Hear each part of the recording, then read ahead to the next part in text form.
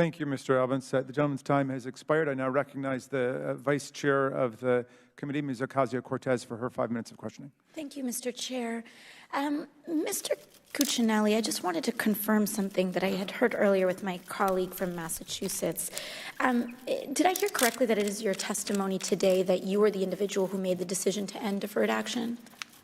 Yeah, I'm the acting director when we implemented this, and I'm responsible for that. So at that time, it's my decision. So it was your decision? Yes, ma'am. Okay, thank you. I actually greatly appreciate that because we've been trying to get to the bottom of that question for quite some time, and I'm sure it will help us in future examinations of this issue. Mr. Cuccinelli, in your agency's September 24th response to this committee, you stated that USCIS did not engage external stakeholders to solicit feedback on the anticipated consequences of your policy change. Why didn't you do that? For something like this, where we are changing a process and we're not operating off of a legal or regulatory foundation, it is not a common practice.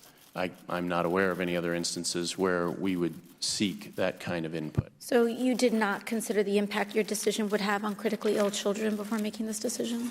We understood that even with USCIS backing out of the role of affirmatively granting deferred action in a limited number of cases, that opportunity still existed within the entire DHS system. I see.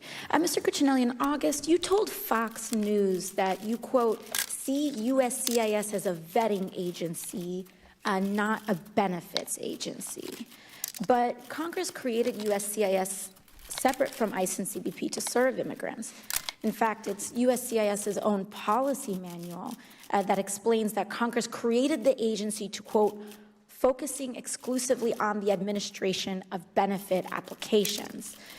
So, Mr. Cuccinelli, USCIS is a benefits agency. Why do you consider it not to be one? So perhaps the best way to put that is that I would characterize us as a vetting agency first, but also a benefits agency, because you all in Congress have laid out a whole lot of different benefits that we adjudicate for immigrants and potential immigrants to this country. So that is part of our business and mission, and my phrasing is to emphasize the role we also play as an element of Department of Homeland Security in ensuring the safety and security and integrity of both the country and that immigration system.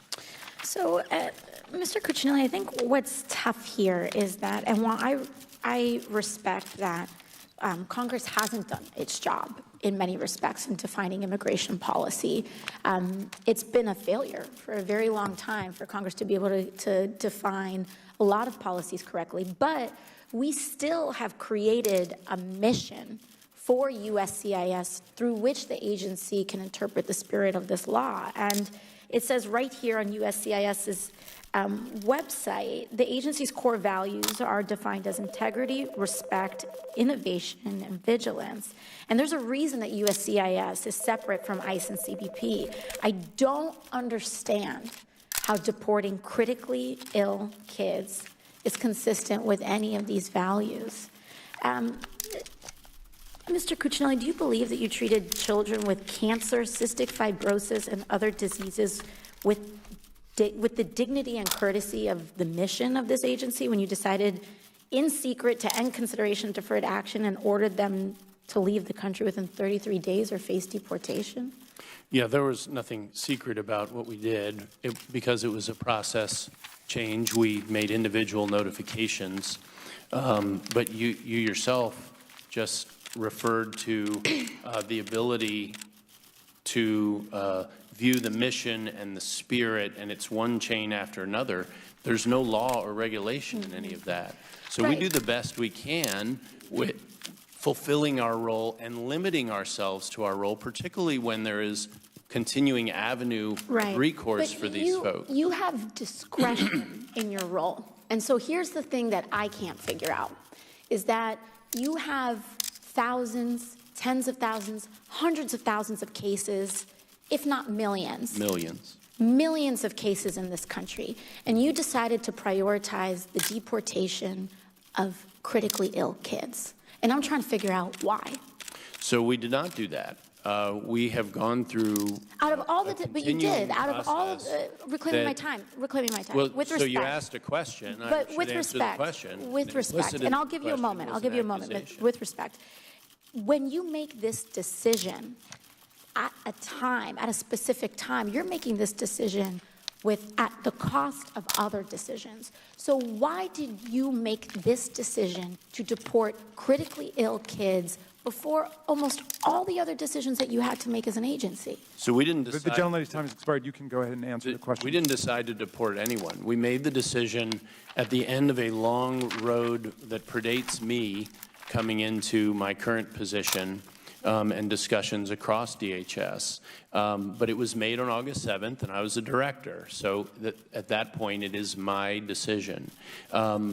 One of the things that Dan Renaud testified to from USCIS at the last hearing is that, to your point, there are trade-offs, as you note quite correctly, and handling 1,000 of these cases absorbs resources, which, by the way, we are not paid for, that would otherwise deal with approximately 2,000 naturalization cases. Now, we did more naturalizations last year than the whole decade.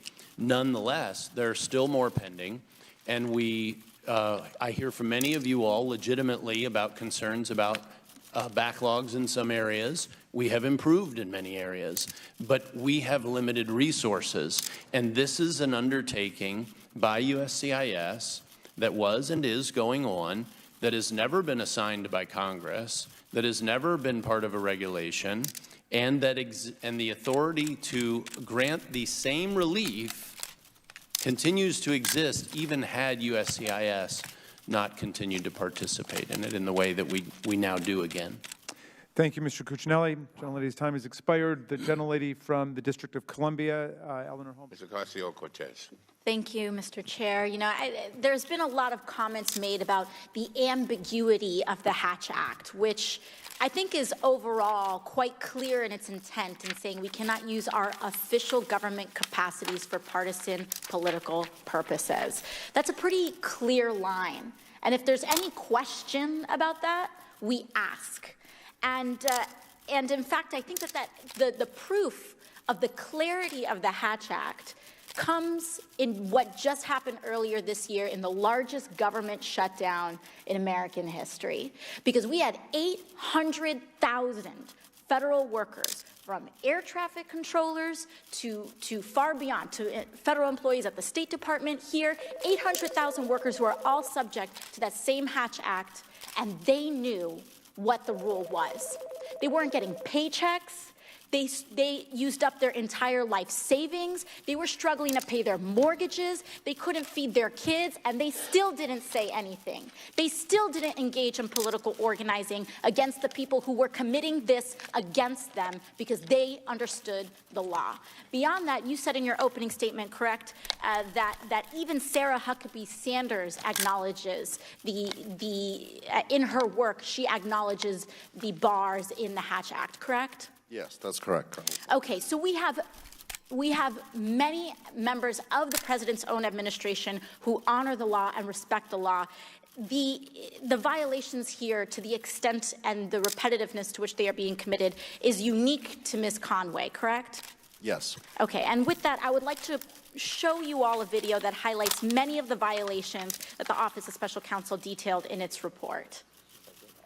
Anything times 0 equals 0. Simple multiplication. So 50 Democrats can run, 19 are now running, but if your message is 0, it's a big 0. There's no strategy I see. You've got Bader O'Rourke and you've got Cory Booker promising that they would nominate a woman to be the VP. Do they not think the women running are good enough to be president? Stop the nonsense, everybody, about we are for all women. We are pro-women. We are for independent thinkers.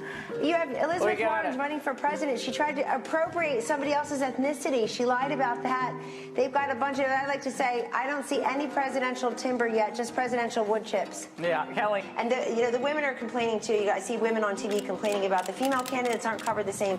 That's just hogwash. They just have terrible ideas. But you can change the A to an O and get oh my instead of Amy there, because I don't think that was a very impressive rollout.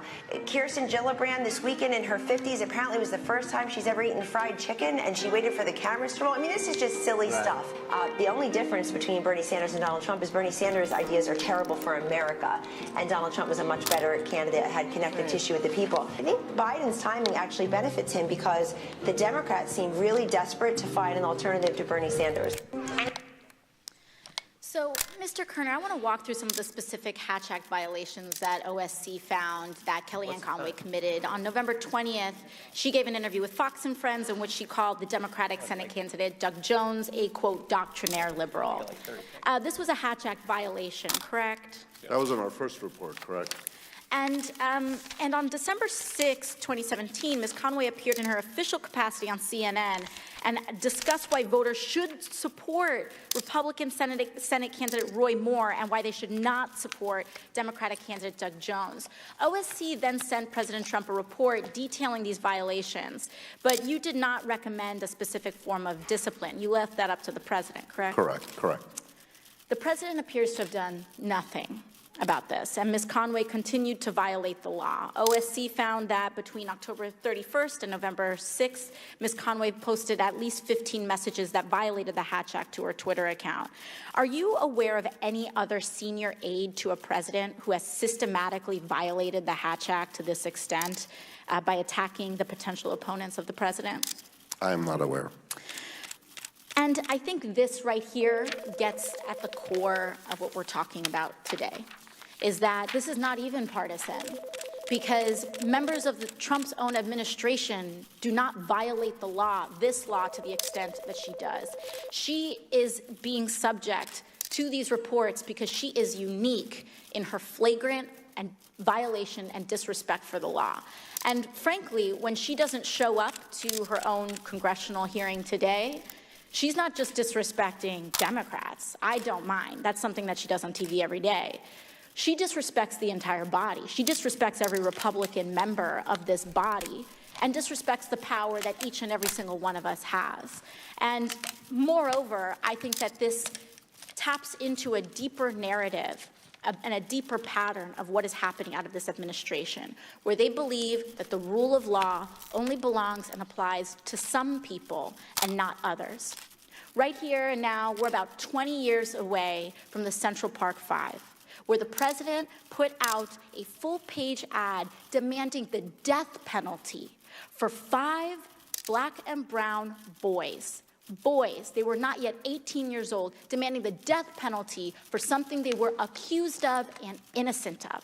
And here we have just documented evidence of multiple times of violation of the same law, and he won't even issue a slap on the wrist.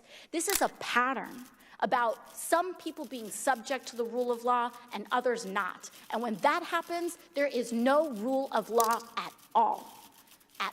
And that's why it's important that we make sure that everyone is held accountable, because whether it's a billionaire, whether it's an administration official, or whether it's a postal worker or a kid on the street, we all must be held accountable to the same extent by the rule of law. Thank you very much. Thank you very much.